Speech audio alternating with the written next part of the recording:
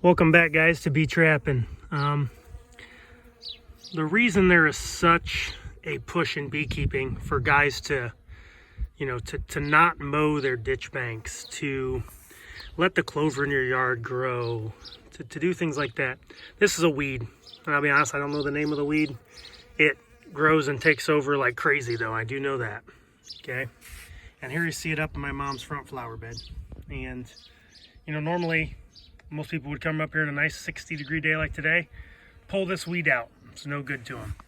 But I want you to notice the bees that are working this.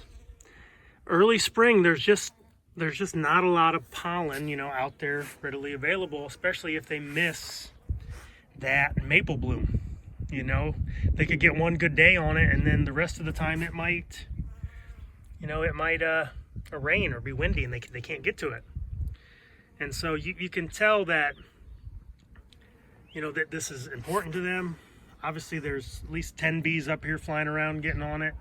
So just one of those things that guys should think about, letting your yard grow, letting some weeds and flowers and stuff that you normally wouldn't let grow, let them grow. Thanks for watching. Bee Trapping. Like and subscribe.